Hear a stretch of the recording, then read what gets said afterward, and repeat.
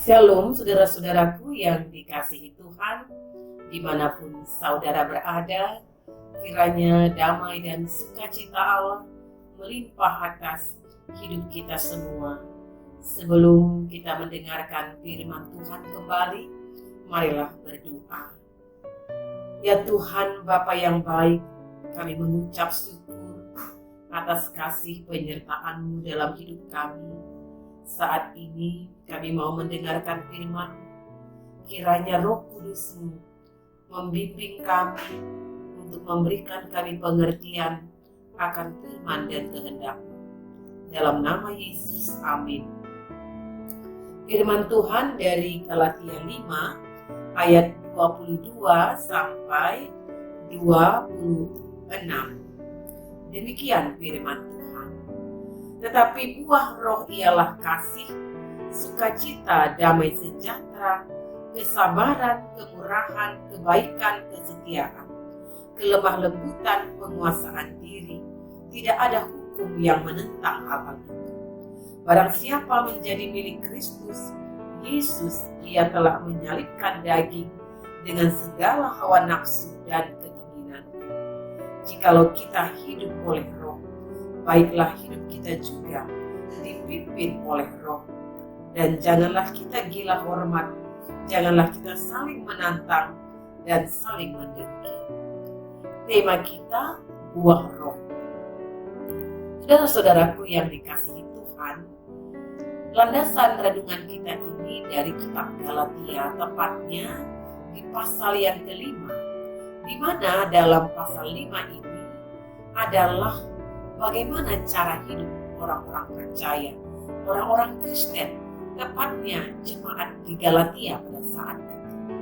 Terkhusus dari ayat renungan kita 22 sampai 26, ini kita boleh membacanya ayat-ayat sebelum, yakni ayat 16 ya, di mana di sana dikatakan sampai ayat 21, ini menekankan hidup orang-orang yang masih dikuasai oleh hawa nafsu kedagingan. Jadi mungkin pada saat itu, sekalipun sudah memberikan dirinya dibaptis, hidup di dalam Kristus, tetapi masih juga membawa-bawa kehidupan yang dikuasai oleh kedagingan. Oleh karena itu, menghadapi jemaat-jemaat, untuk itu Paulus memberikan penekanan pengajaran ini, bahwa ketika kita hidup di dalam Kristus, kita hidup di dalam pimpinan rohnya, Roh Kudus ya, Roh Allah. Oleh karena itu, perikopnya menjadi perenungan kita adalah bagaimana orang-orang yang hidup di dalam Kristus, yang dipimpin oleh Roh itu sendiri, akan melahirkan buah-buah roh. Di mana dikatakan di sini buah-buah roh itu adalah kasih.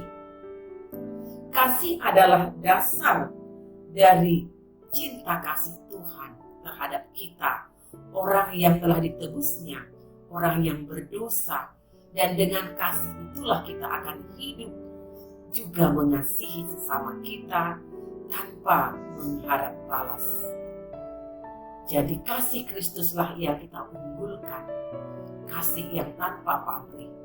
Dan yang kedua dari buah roh itu adalah sukacita, yakni kegembiraan yang keluar dari hati oleh karena persekutuan kita bersama Tuhan, yang memampukan kita tetap bersukacita dalam setiap keadaan hidup kita. Jadi bagaimanapun musim kehidupan yang kita alami, kita tidak kehilangan sukacita di dalam Tuhan, karena persekutuan kita bersamanya membawa kita untuk tidak berkeluh kesah, tidak bersungut-sungut, tidak kecewa yang berkepanjangan, akhirnya kita menyalahkan orang lain, lebih menyalahkan Tuhan, tetapi lebih kepada tetap dapat memaknai setiap peristiwa apapun yang kita alami dalam ucapan syukur, Oleh karena itu, dalam ucapan syukur itu, kita tetap ada dalam sukacita. Jadi kesusahan hidup, pergumulan, permasalahan-permasalahan hidup tidak bisa merampas sukacita kita di dalam Tuhan. Dan yang ketiga, damai sejahtera. Jadi saudara-saudaraku, yang tidak bisa juga harus ada adalah damai sejahtera dalam kehidupan orang-orang percaya. Ini didapat dari Kristus langsung. Damai sejahtera bukan yang diberikan dunia, sebab damai yang diberikan dunia adalah bersifat semu dan sementara.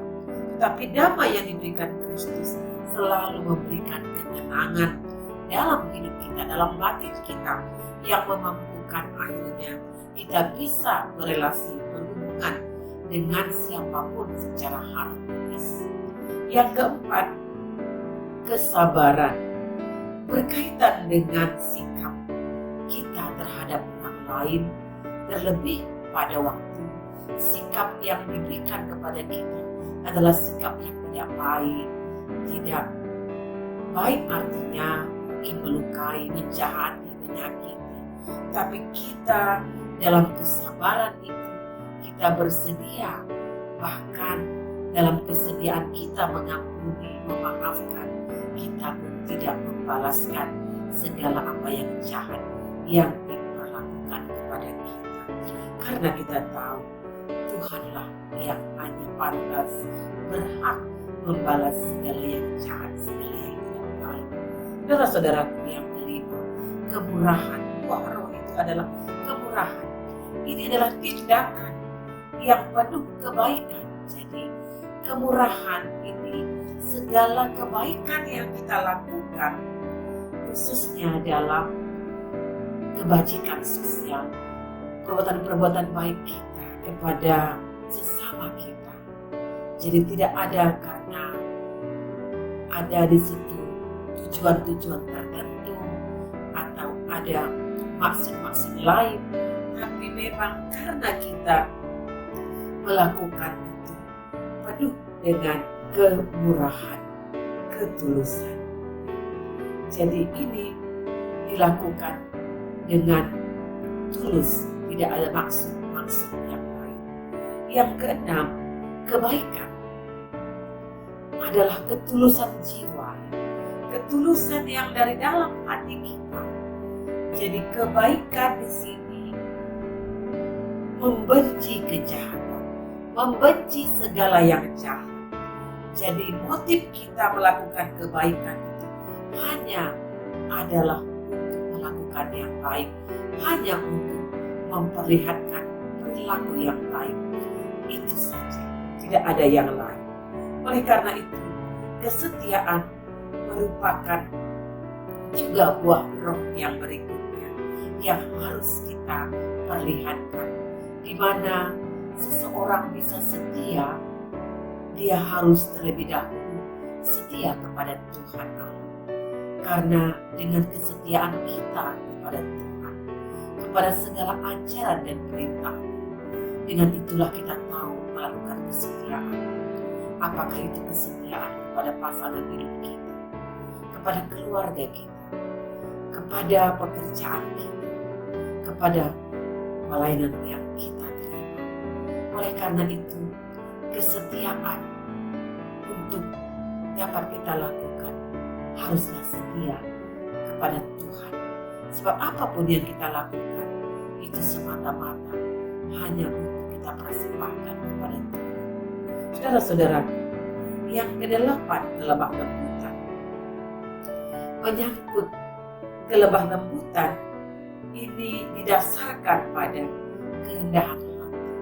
Jadi orang yang berkarakter lemah lembut bukan lemah lembut suaranya, bukan juga lemah gemulai badannya, tapi kelemah lembutan menunjuk kepada karakter seseorang yang bisa bermusyawarah, bisa menerima orang lain apa adanya, bisa menerima orang yang lebih rendah sekalipun, baik status sosialnya, apapun itu.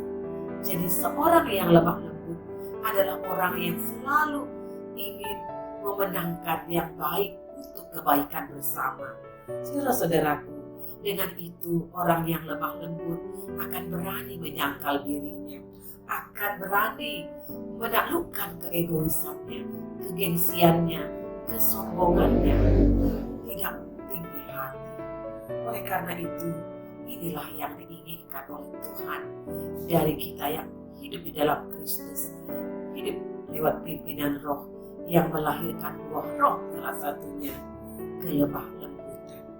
Dan yang terakhir, penguasaan diri atau pengendalian diri dengan dipimpin Roh. Jadi apa yang dikatakan oleh semua bentuk-bentuk keinginan-keinginan daging, hawa nafsu kedagingan, itu hendaknya bisa kita taklukkan di dalam pimpinan Roh Kudus. Kalau kita menyerahkan hidup kita sepenuhnya di dalam Roh Tuhan. Jadi hanya satu, ketika kita dapat melakukan ini semua, jikalau kita juga bersedia memberikan diri kita dipimpin, diarahkan, dan diatur oleh Roh itu sendiri. Jika kita ingin diatur dan mau diarahkan oleh Roh Tuhan itu sendiri. Jadi saudara-saudaraku, ke-9 buah-buah roh yang dimaksudkan dalam renungan kita ini adalah paling tidak itu nampak dalam karakter kita sebagai orang yang hidup dalam Kristus, yang telah dimerdekakan, dimenangkan oleh Kristus, merdeka untuk melakukan hal-hal yang baik. Sebab untuk hal-hal yang baik ini tidak ada yang dapat menentangnya. Jikalaupun ada yang menentangnya, adalah orang-orang yang belum hidup di dalam Tuhan, dalam Kristus, dalam pimpinan Roh itu sendiri. Oleh karena saudara-saudaraku, marilah kita melakukan segala apa yang baik ini sebagai buah-buah roh yang harus ada dalam hidup kita. Bukan karena kita terancam, bukan karena ditakut-takuti, bukan karena kita ingin diselamatkan, sebab itu sudah lebih dahulu diselamatkan oleh Kristus dalam pengorbanannya di kayu salib, dan bentuk cinta kasih kita kepadanya. Kita melakukan ini dengan kerelaan, dengan cinta, dengan rasa cinta mengasihi Tuhan di dalam iman saja. Mari berdoa. Terpuji Engkau Tuhan di dalam hidup kami.